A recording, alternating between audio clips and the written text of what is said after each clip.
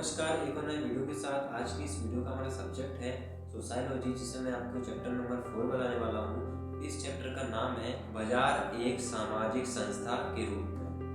तो ये चैप्टर का नाम है। तो इस चैप्टर को मैं आपको बताने वाला हूँ क्वेश्चन आंसर के माध्यम से। इससे आपका बेनिफिट ये रहेगा कि आप अच्छी तरीके से इस चैप्टर को समझ पाएंगे और अपने नोट्स अच्छे तरीके से बना पाएंगे।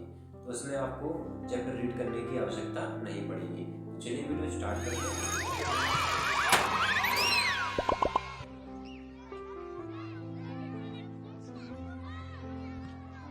इस चैप्टर की सबसे पहले मैं आपको अति लघु उत्तरीय बताने वाला हूँ।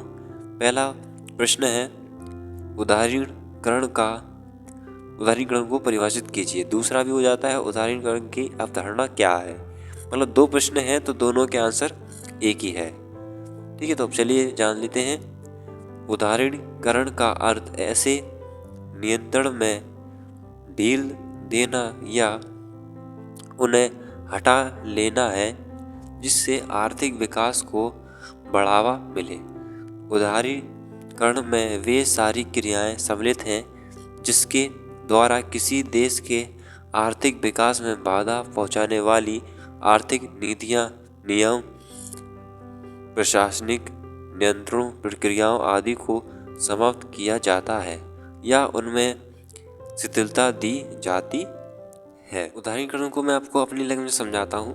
जैसे कि किसी देश में नियम कानून है, अलग अलग देश में अलग अलग नियम कानून होते हैं। तो अब जो नियम कानून है वो कहीं ना कहीं उस देश की आर्थिक स्थिति को ख़त्म कर रहे हैं। मतलब कि उसकी आर्थिक स्थिति और बेकार हो रहे हैं वो नियम कानून से जो उस देश में लागू हैं। तो उदाहरणीकरण क्या होता है कि इसमें जो ये है, जैसे नियम कानून है तो उनको समाप्त कर देती है जिससे कि जो उस देश की आर्थिक स्थिति ठीक हो जाती है। ठीक है, तो ये कहलाता है उदाहरणीकरण। दूसरा प्रश्न है वस्तुईकरण क्या है, मतलब इसको समझाइए। तो वस्तुईकरण क्या होता है? तो वस्तुईकरण से आशय अर्थव्यवस्था में होने वाले उस परिवर्तन से है जिसके अनुसार बाजार में उन वस्तुओं या सेवाओं का भी क्रय विक्रय होने लगता है जो पारस्परिक रूप से क्रय विक्रय की वस्तु या सेवा नहीं मानी जाती है। अगला प्रश्न है वैश्वीकरण का भारतीय समाज पर प्रभाव बताइए। वैश्वीकरण की परिणाम स्वरूप भारतीय समाज ने पश्चिमी समाज तथा संस्कृतियों के कुछ बातों को आत्मसात किया, जैसे रूढ़िवादी तत्वों का विरोध तथा शिक्षा की अधिक से अधिक लोगों तक पहुंच सुनिश्चित हुई। शहरीकरण, जन जागरूकता, संसाधनों की पहुंच में वृद्धि हुई। वैश्वीकरण के फलस्वरूप भारतीय समाज में मध्य वर्ग का उदय हुआ। मतलब कि वैश्वीकरण से बहुत सारे बदलाव देखने को मिले हैं भारतीय समाज में। पहला तो शिक्षा का स्तर ऊंचा हो गया है ना। दूसरा, जो पुरानी विचारधारा थी लोगों में वो आगे हो गई। मतलब उसका जो भी पुरानी विचारधारा रखते थे उनका लोगों ने विरोध किया। ठीक है, उनको फिर नहीं मानना करते थे जो पुरानी विचारधारा थी अपनी। फिर उसके बाद लोगों में जागरूकता आई। फिर उसके बाद क्या हुआ, समाज में जो मध्य वर्ग है उसका उदय हो गया। तो ये हमें पॉइंटों में ये भी याद कर सकते हैं जिससे आपको याद बना रहे। ठीक है, ये अपने बदलाव देखने को मिले वैश्वीकरण के कारण। अगला प्रश्न है अदृश्य हाथ का अर्थ बताइए। इसका अभिप्राय उस बल से है जो बाजारी अर्थव्यवस्था में व्यक्तियों के लाभ की प्रवृत्ति को समाज के लाभ में परिवर्तित कर देता है। एडम स्मिथ ने इस परिकल्पना को प्रतिपादित किया है। तो ये एमसीक्यू में आ सकता है, जैसे कि जो आदर्श हाथ का अर्थ किसने बतलाया या किसने कहा, तो एडम स्मिथ ने इसको प्रतिपादित किया है। तो ये हमारा आपको समझ में आ गया होगा आदर्श हाथ का अर्थ क्या होता है। अगला है भूमंडलीकरण को परिभाषित कीजिए। तो भूमंडलीकरण वह प्रक्रिया है जिसके माध्यम से संपूर्ण अर्थव्यवस्था को विश्व की अर्थव्यवस्था के साथ एकीकृत करना, वस्तुओं, सेवाओं, व्यक्तियों और सूचनाओं का राष्ट्रीय सीमाओं के आर पार स्वतंत्र रूप से संचरण ही वैश्वीकरण या भूमंडलीकरण कहलाता है। अभी इसके पहले हमने जाना था वैश्वीकरण की क्या भूमिका है समाज में, क्या प्रभाव पड़ा मैंने समाज का, ठीक है। तो जो भूमंडलीकरण है इसको हम बोल सकते हैं वैश्वीकरण, जो अभी हमने जाना था, ठीक है। तो इसका मतलब ये है कि जो संपूर्ण अर्थव्यवस्था है, जो व्यवस्था चल रही है हमारे देश में या समाज में, उसको पूरी विश्व की अर्थव्यवस्था के साथ एकीकृत कर देना, मतलब साथ में जोड़कर चलना, ठीक है। तो ये कहलाता है भूमंडलीकरण। तो अब इसमें देखिए क्या क्या आ जाता है, वस्तुएं आ जाती हैं, सेवाएं आ जाती हैं, व्यक्तियों और सूचनाओं का, मतलब ये सारा कुछ आ जाता है इसमें, ठीक है। और यहाँ पर लिखा है राष्ट्रीय सीमाओं के आर पार स्वतंत्र रूप से संचरण ही वैश्वीकरण, मतलब कि जो राष्ट्रीय सीमाएं होती हैं उनके आर पार जो है वैश्वीकरण, चीज़ों का आदान प्रदान होना, है ना। तो ये कहलाता है वैश्वीकरण या भूमंडलीकरण। अब तो आपको समझ में आ गया होगा, क्लियर हो गया होगा। चलिए आगे बढ़ते हैं। प्रश्न है साप्ताहिक बाजार क्या है। दूसरा प्रश्न ऐसे से हो जाता है साप्ताहिक बाजार से आप क्या समझते हैं। दोनों का आंसर एक ही हो जाएगा। हमें इसके नाम से ही पता चल रहा है साप्ताहिक, मतलब सप्ताह में लगने वाला बाजार। तो जो एक सप्ताह में एक बार लगे बाजार उसी को बोलेंगे हम साप्ताहिक बाजार। तो आपको पता होगा जब आपके आसपास कभी मार्केट हुआ करती है तो एक जो ऐसा दिन आता है जिस दिन भर के मार्केट लगती है, ठीक है। तो वो कहलाएगी साप्ताहिक बाजार। अब मैं आपको बताने वाला हूँ लघुत्तरीय। पहला प्रश्न है साप्ताहिक बाजार किस प्रकार से एक सामाजिक संस्था का निर्माण करता है। अब आपको पता तो चल गया होगा साप्ताहिक बाजार के बारे में। अब ये कैसे मदद करता है एक सामाजिक संस्था को बनाने के लिए। तो पहला इसका पॉइंट है, चलिए पहले स्टार्टिंग से पढ़ लेते हैं इसको हम। साप्ताहिक बाजार समाज की एक प्रमुख संस्था है, ठीक है। इस संस्था के माध्यम में समाज आपस में लेन देन तथा मेलजोल का कार्य संपन्न करती है, ठीक है। बाजार में लेन देन का काम होता है, ठीक है। अब इसमें जो पहला पॉइंट है, निकटवर्ती लोग साप्ताहिक बाजार में इकट्ठे होते हैं तथा सामान खरीदते और बेचते हैं, ठीक है। आप बाजार गए होंगे तो आपको पता होगा ये चीज़। दूसरा है बाजार साहूकारों, व्यापारियों, ज्योतिषियों आदि के माध्यम से सेवाएं लेते तथा देते हैं, ठीक है। ये भी आपको पता है। तीसरा है बाजार रिश्तेदारों तथा मित्रों से मिलने का स्थान ही है। तो आप कई बार जब बाजार जाते होंगे तो कहीं ना कहीं आपको कोई ना कोई मिल जाता होगा, मोहल्ले का या कोई आपका रिश्तेदार, है ना। तो कोई ना कोई आपको मिल जाता होगा, है ना। तो इसमें वही पॉइंट आपको लिखना है, जो आप बाजार में जाते हो तो आपको क्या क्या चीज़ें आपके साथ होती है वो आपको यहाँ पर लिखना है। चौथा पॉइंट है बाजार में लोग अपने उत्पाद तथा चीज़ों को बेचते हैं। कुछ आप बनाकर भी लिख सकते हैं। अगला क्वेश्चन है उपनिवेशवादी शासन ने किस प्रकार से साप्ताहिक बाजारों के चित्रण में परिवर्तन किया। उपनिवेश शासन ने बाजार व्यवस्था में कई सारे बदलाव तथा परिवर्तन किए। इन परिवर्तनों के माध्यम से बाजार व्यवस्था एक सामाजिक संस्था के रूप में समाज में उपस्थित है। पहला इसका पॉइंट है उपनिवेश शासन के बाद जनजातियों का जुड़ाव बाजार तथा राष्ट्र से हुआ। दूसरा ग्रामीण क्षेत्र सड़कों के निर्माण के कारण शहरी बाजारों से जुड़ने लगे। तीसरा है ग्रामीणों की तरफ व्यापारियों, साहूकारों तथा जनजातियों की बाजार व्यवस्था की ओर आकर्षण हुआ। तो अब जो उपनिवेश है, उपनिवेशवादी है, इनके कारण कहीं ना कहीं मददगार रहा है, तीसरा तो हमने जान लिया है। चौथा है जनजातियों द्वारा वनों से प्राप्त उत्पादों को बाजार में बेचे जाने लगा। पांचवा है उपनिवेश शासन में जनजातियों को रोजगार प्राप्त होने लगा। तो कहीं ना कहीं ये सामाजिक लोगों के लिए मददगार रहा है। ठीक है, अगला है बाजार शब्द की व्याख्या करें। अब बाजार क्या है? मैंने आपको बता दिया था कि बाजार जो है लेन देन होता है, जहाँ लेन देन हो तो वही एक तरह का बाजार हो जाता है। लेकिन इसमें थोड़ा हमें बनाकर लिखना होगा किताबी भाषा से। तो देखिए जैसे कि यहाँ पर लिखा है, बाजार एक समाज की वह संस्था है जिसके माध्यम से समाज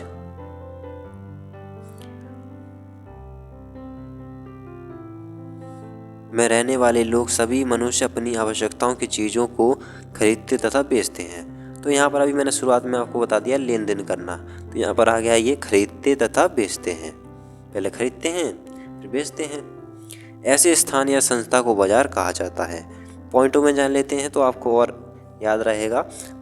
बाजार में वस्तुओं खरीदता तथा बेचा जाता है। बाजार आर्थिक गतिविधियों का केंद्र है। दूसरा, बाजार एक सामाजिक संस्था के रूप में उपस्थित है। अगला प्रश्न है, बाजार के संदर्भ में आधुनिक अर्थशास्त्र तथा समाजशास्त्र के बीच अंतर स्पष्ट करें। एडम स्मिथ तथा अन्य चिंतकों ने आधुनिक अर्थशास्त्र की विचारधारा को विकसित किया। ठीक है, यह विचार इस बात पर आधारित है कि अर्थव्यवस्था को पृथक हिस्से के रूप में पढ़ा जा सकता है जो बड़े सामाजिक एवं राजनीतिक संदर्भ से अलग है, जिसमें बाजार अपने स्वयं के नियम के अनुसार कार्य करता है। दूसरी तरफ समाजशास्त्रियों ने बड़े सामाजिक ढांचे के अंदर आर्थिक संस्थाओं और प्रक्रियाओं को समझने के लिए एक वैकल्पिक तरीकों का विकास करने का प्रयास किया है। समाजशास्त्रियों का मानना है कि बाजार सामाजिक संस्था है जो विशेष सांस्कृतिक तरीकों तथा निर्मित है। इनका मानना है कि अर्थशास्त्र समाजशास्त्र में रच बस गया है। तो पहला तो अगर हम पढ़ेंगे तो ये रहेगा कि जिसमें बाजार स्वयं के नियम के अनुसार कार्य करता है, और दूसरा ये हो जाएगा समाजशास्त्रियों ने बड़े ढांचे के अंदर आर्थिक संस्थाओं और प्रक्रियाओं को समझने के लिए वैकल्पिक तरीकों का विकास करने का प्रयास किया है। जिन्होंने समाजशास्त्रियों ने फिर परिभाषा दे दी है किसकी? बाजार की। ये वाली बाजार सामाजिक संस्था है जो विशेष सांस्कृतिक तरीकों द्वारा निर्मित है। मतलब समाजशास्त्रियों ने एक भाषा दे दी है, और पहली तरफ देखा जाए तो जो बाजार है वो बड़े सामाजिक एवं राजनीतिक संदर्भ से अलग है। जो बाजार है वो स्वयं के नियम कानून के अनुसार कार्य करता है। ठीक है, अगला प्रश्न है हमारा है, विशेष सामाजिक समूह अथवा वर्ग के द्वारा किस प्रकार से बाजार संचालित तथा नियंत्रित किए जाते हैं? आंसर में सभी जाति समुदाय के इतिहास की तरह अधिकांश दशाओं में जाति परिस्थिति या पहचान और जाति व्यवहारों जिसमें व्यवसाय भी शामिल है, इनके बीच एक जटिल संबंध होता है। भारत में पारस्परिक व्यवहारिक समुदाय में सिर्फ वैश्य ही नहीं बल्कि और समूह भी अपनी भिन्न भिन्न धार्मिक या अन्य सामुदायिक पहचानों के साथ शामिल है, जैसे पारसी, सिद्धी, बोहरा या जैन। व्यवहारिक समुदाय की समाज में हमेशा उच्च परिस्थिति नहीं रही है। मसलन उपनिवेश काल में नमक का दूर दराज तक व्यापार एक उपचित जनजातियों समूह बंजारों द्वारा होता था। हर स्थिति में सामुदायिक संस्थाओं का विशेष स्वरूप और उनका आचरण भिन्न भिन्न संस्थाओं और व्यापारिक प्रथाओं को और व्यापारिक प्रथाओं को जन्म देता है। तो इस प्रश्न में हमें ये बताया गया है, उत्तर पढ़ने के बाद हमें ये पता चला है कि जो बाजार है वो ना केवल एक विशेष समूह से बनकर बना है या किसी विशेष वर्ग से मिलकर बना है, बल्कि निम्न वर्ग, उच्च वर्ग और काफ़ी वर्गों को मिलाकर, काफ़ी समूह को मिलाकर बाजार का निर्माण हुआ है। अब इसमें कुछ ऐसे व्यापारी भी आते हैं जो निम्न काम करते हैं, मतलब छोटा काम करते हैं, लेकिन उनके काम का भी महत्व है बाजार में। जैसे कि यहाँ पर लिखा हुआ है, समुदायों में सिर्फ वैश्य ही नहीं बल्कि और समूह भी भिन्न भिन्न धार्मिक या अन्य सामुदायिक पहचानों के साथ शामिल हैं। अगला प्रश्न है, तमिलनाडु के नाटुकोटाई चेट्टियारों के देसी व्यापार तंत्र का वर्णन करें। उत्तर में पूर्व उपनिवेश काल तथा उसके बाद भारत के न केवल भारत बल्कि विश्व के अन्य देशों के साथ भी विस्तृत व्यापारिक संबंध थे। इस तरह के व्यापारिक संबंध उन व्यापारिक समूह के द्वारा बनाए गए जिन्होंने आंतरिक तथा बाह्य व्यापार किए। इस तरह के व्यापार समुदाय आधारित रिश्तेदारों तथा जातियों के द्वारा किए जाते हैं। इसमें परस्पर विश्वास, वफादारी तथा आपसी समझ की भावना होती थी। विस्तृत संयुक्त परिवार की संरचना तथा नातेदारी व जाति के माध्यम से व्यवसाय के निर्माण का उदाहरण हम तमिलनाडु के चेट्टियारों के बैंकिंग तथा व्यापारिक क्रियाकलाप के रूप में ले सकते हैं। वे 19वीं शताब्दी में बैंकिंग और व्यापार का नियंत्रण पूर्वी एशिया तथा सिलोन ब्रैकेट में लिख सकते हैं श्रीलंका, ठीक है, जिसको बोलते हैं, में करते थे तथा संयुक्त परिवार के व्यवसाय का संचालन करते थे। यह एक विशेष प्रकार की पितृ प्रधान मतलब जिसमें मुखिया होता है आदमी, ठीक है, जो है संयुक्त परिवार यानी बड़ा परिवार की संरचना है। लेकिन वे अपने संबंधों में विश्वास को मातृभाव तथा रिश्तेदारी बनाए रखते हैं। इनका तात्पर्य यह हुआ कि भारत में एक देसी पूंजीवादी व्यवस्था थी। जब व्यापार तथा उसमें लाभ अर्जित किया जाता था तब इसके केंद्र में जाति तथा नातेदारी होती थी।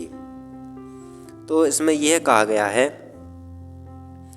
इसमें उदाहरण दिया गया है, जो परिवार है तमिलनाडु के नाटुकोटाई चेट्टियार के देसी व्यापार, मतलब कि एक परिवार है जो तमिलनाडु में रहा करता था, तो उसने बढ़िया व्यापार किया है।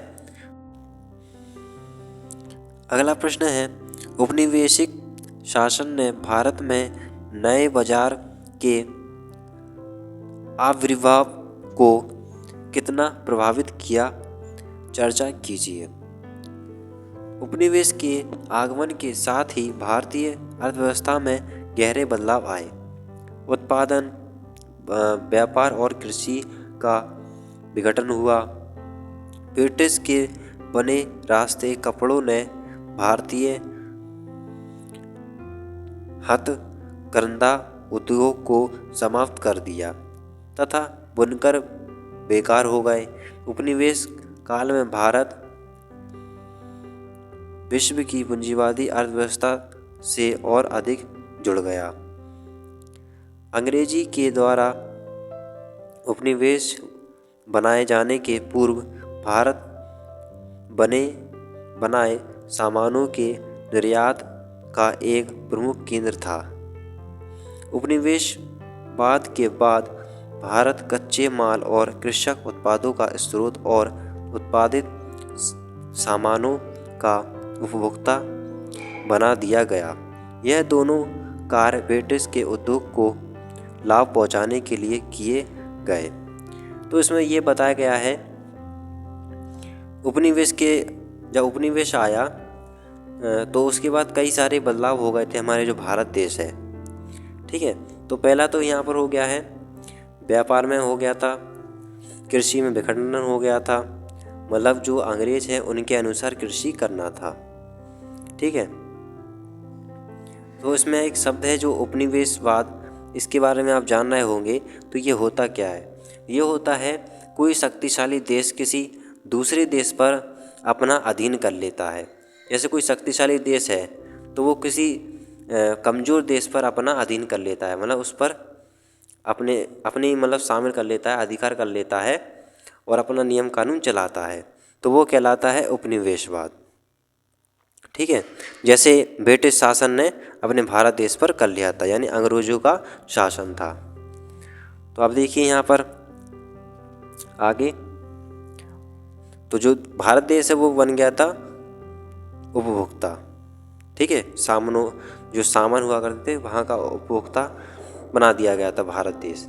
यह दोनों कार्य ब्रिटेन के उद्योगों को लाभ पहुँचाने के लिए किया गया, परंतु पहले से विद्यमान आर्थिक संस्थाओं को पूरी तरह से नष्ट करने के बजाय भारत में बाजार अर्थव्यवस्था के विस्तार में कुछ व्यापारिक समुदाय के लिए नए अवसर प्रदान किए गए, जिन्होंने बदली हुई आर्थिक परिस्थितियों के अनुसार अपने आप को पुनः गठित किया और अपनी स्थिति को सुधारा। कुछ मामलों में उपनिवेश द्वारा प्रदान किए गए आर्थिक सुअवसरों का लाभ उठाने के लिए नए समुदायों का जन्म हुआ।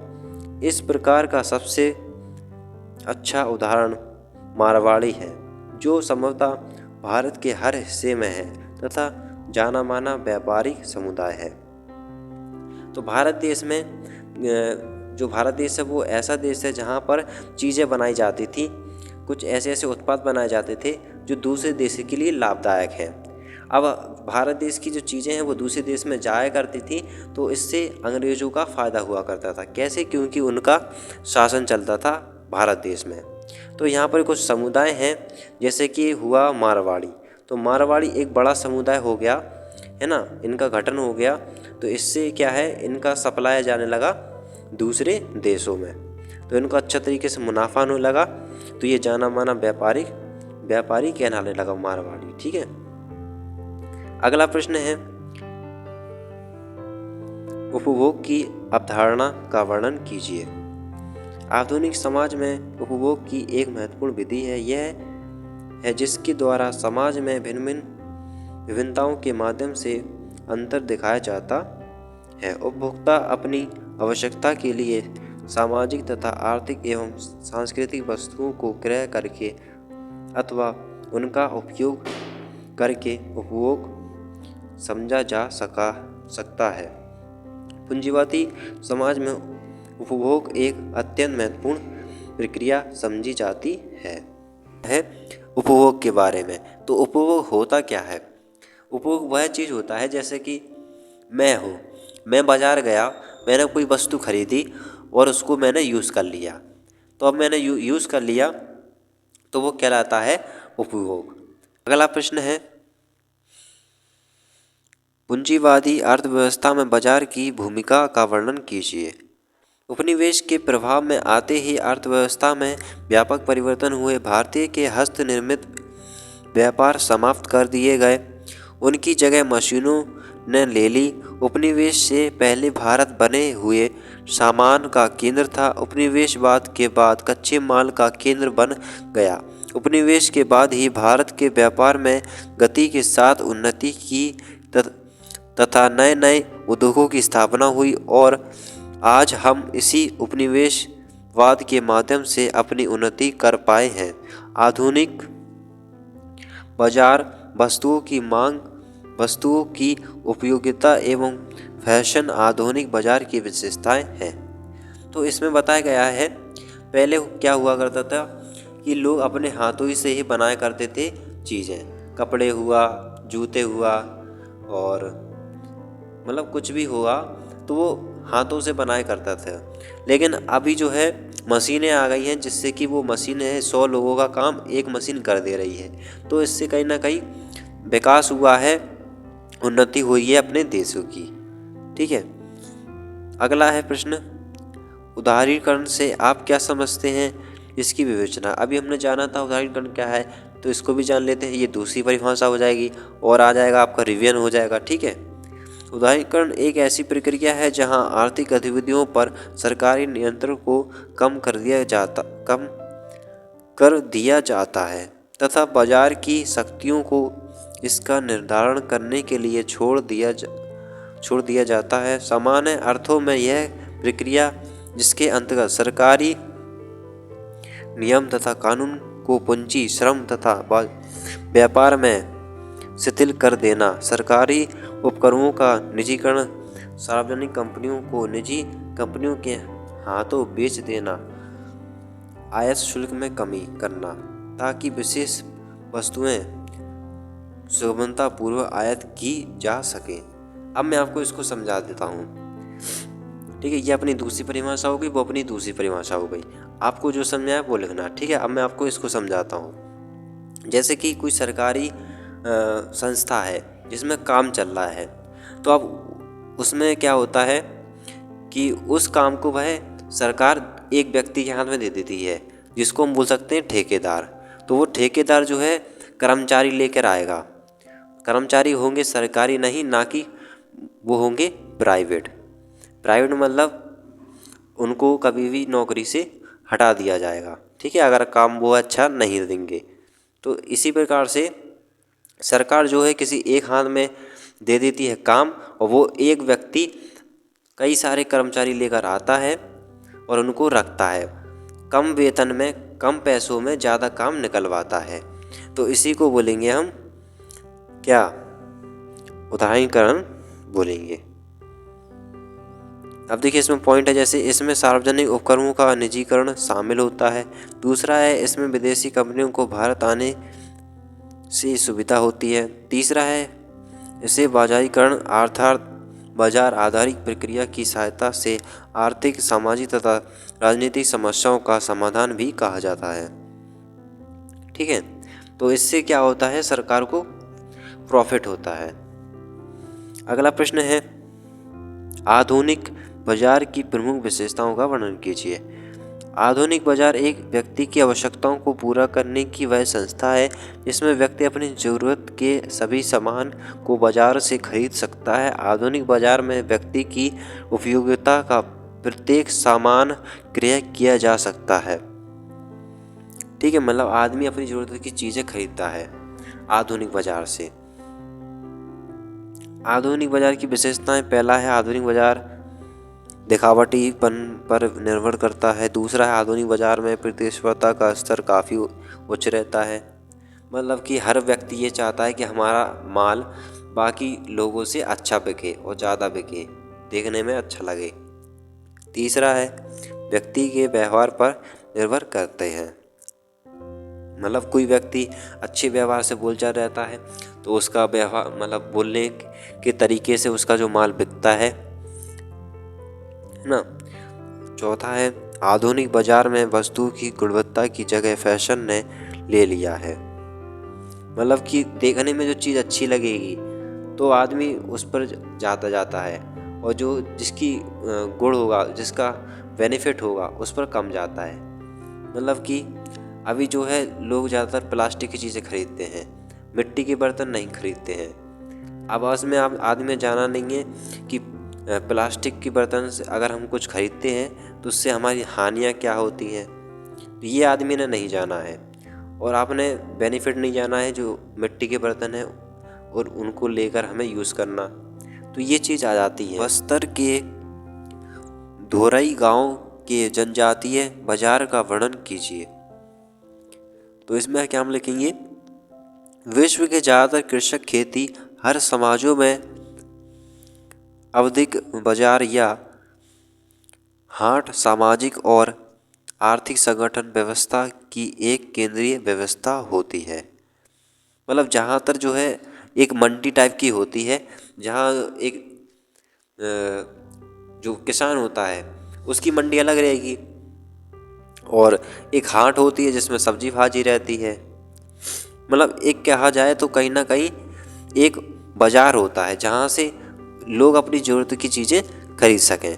ठीक है, आगे साप्ताहिक बाजार निकटवर्ती गांव के लोगों को एकत्रित करता है।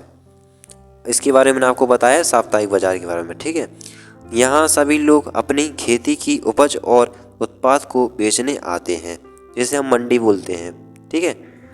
तथा कुछ लोग यहाँ पर वस्तुओं और सामान को खरीदने आते हैं। कुछ लोग बेचने आते हैं और कुछ लोग खरीदने आते हैं। तो ये बाजार हो गया। इन बाजारों में ज्योतिषी, व्यापारी, साहूकारों अपनी सेवाओं एवं वस्तुओं के साथ आते हैं। छत्तीसगढ़ जिले के बस्तर में धोरई गांव का साप्ताहिक बाजार आदिवासी बाजार के रूप में जाना जाता है। मतलब एक उदाहरण दिया गया है और प्रश्न में आ भी गया है यही कि बस्तर बाजार के बारे में, जिसको हम बोल देते हैं साप्ताहिक बाजार, जो सप्ताह में एक बार लगता है, जिसमें आदिवासी आते हैं अपने सामान को बेचने के लिए। इन बाजारों में आदिवासी लोग जंगलों से प्राप्त वस्तुओं तथा हाथों से बनाई गई वस्तुओं को बेचने लाते हैं। इन बाजारों में खरीदारी आदिवासी ही होते हैं, मतलब खरीदने वाले भी आदिवासी होते हैं और बेचने वाले भी आदिवासी होते हैं। अगला प्रश्न है, उदारीकरण ने रोजगार के प्रतिमानों को किस प्रकार प्रभावित किया? उदारीकरण एक ऐसी प्रक्रिया है जिसके द्वारा आर्थिक क्रियाकलाप पर राज्य के नियंत्रण ढीले किए जाते थे और उन्हें बाजार की शक्तियों के हवाले कर दिया जाता है। उदारीकरण में रोजगार के प्रतिमानों को निम्न प्रकार से हम प्रभावित किया जाता है। पहला तो है, अब सरकारी कार्यों को निजी संस्थाओं को सौंप दिया गया है। जो मैंने आपको अभी पहले समझाया था वही है ये, जिसके कारण अब रोजगार काफ़ी मेहनत के साथ करना होता है। दूसरा, सरकारी संस्थाओं की अपेक्षा निजी संस्थाएं ज़्यादा कुशलता से कार्य करती हैं। इस कारण से संस्थाओं का निजीकरण आवश्यक हो जाता है। व्यक्ति अपने काम को सही ढंग से करेगा। क्यों करेगा? अगर नहीं करेगा सही से तो उसको नौकरी से निकाल दिया जाएगा, ठीक है। ये हो जाता है निजी संस्था में। अगर आप सरकारी संस्था देखें तो उसमें अगर व्यक्ति सही ढंग से काम भी नहीं करेगा तो इतनी आसानी से वह नहीं निकल सकता नौकरी से, ठीक है। इसलिए सरकार ने निजी मतलब एक व्यक्ति को ऐसे सौंप दिया है कि वो इस काम को देखे, जिसको हम बोलेंगे ठेकेदार। तीसरा है, सरकारी कंपनियों के निजीकरण से कुशलता बढ़ती है और सरकार पर दबाव कम हो जाता है, ठीक है। इससे काम की जो है तरक्की होती है, जो भी काम सौंपा जाता है, और सरकार पर जो है दबाव भी कम रहता है। अगला है, निजीकरण के माध्यम से अब रोजगार के अवसर काफ़ी अधिक बढ़ गए हैं। पांचवा है, सरकारी संस्थाओं के निजीकरण के कारण अब रोजगार में कम वेतन व अस्थायी नौकरी भी प्राप्त हो सकती है। इसी क्वेश्चन के साथ ये हमारा जो चैप्टर है वो कंप्लीट होता है, और जिसके मैंने आपको महत्वपूर्ण क्वेश्चन बताए हैं इसके, तो आप इन्हें अच्छे तरीके से नोट कर लें। वीडियो अच्छी लगे तो लाइक कर देना और साथ ही चैनल को सब्सक्राइब कर देना। मिलते हैं अगली वीडियो में।